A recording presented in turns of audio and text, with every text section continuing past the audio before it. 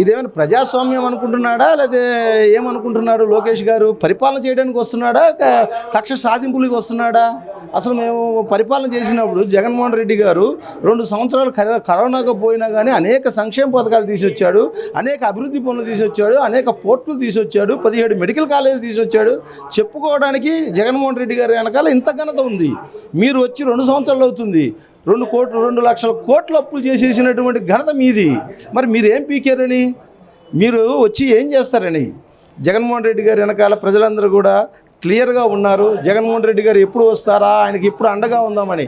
గతంలోని చంద్రబాబు నాయుడు కానీ కూటమి ప్రభుత్వం కానీ అల్లబొల్లి కబుర్లు మాయ మాటలు చెప్పి ప్రజల్ని మభ్యపెట్టి ఓట్లు దండుకున్నారు తప్ప, మాయ చేసి ఓట్లు దండుకున్నారు తప్ప, నిజాయితీగా రాజకీయం చేసి ఆయన నిజాయితీగా జనాలకి ఏం చెప్పాడో అది సాధించడానికి మటుకు కంకణం కట్టుకోవట్లేదు. అది ఆయన వల్ల కాదు అని చెప్పేసి కూడా మేమంతా కూడా చెప్తున్నాము.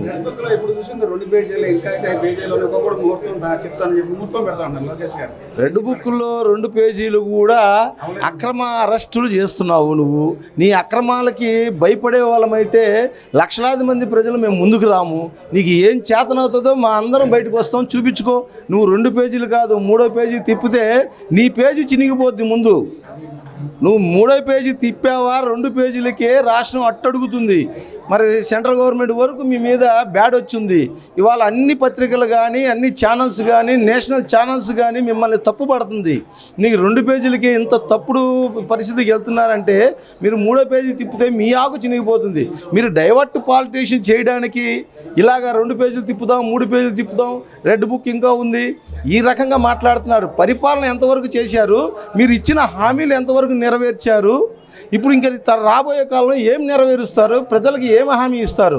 జగన్మోహన్ రెడ్డి గారు ఉన్న పరిపాలనలో అయితే ఏ నెల ఏ పథకం ఇస్తున్నామో మేము డేట్తో సహా ముందుగానే ఇచ్చేవాళ్ళం, ఆ డేట్కి అది కంప్లీట్ చేసేవాళ్ళం. బటన్ నొక్కడం ఎంతసేపు, ఊరిని కూర్చొని బటన్ నొక్కొచ్చు అని చెప్పేసి మీరు ఆ రోజు మాట్లాడారే, ఇవాళ అదే బటన్ నొక్కడానికి చేత కావట్లేదా? పక్షవాతం ఏమైనా వచ్చి చచ్చిందా మీ అందరికీ? మేము అడుగుతున్నాం.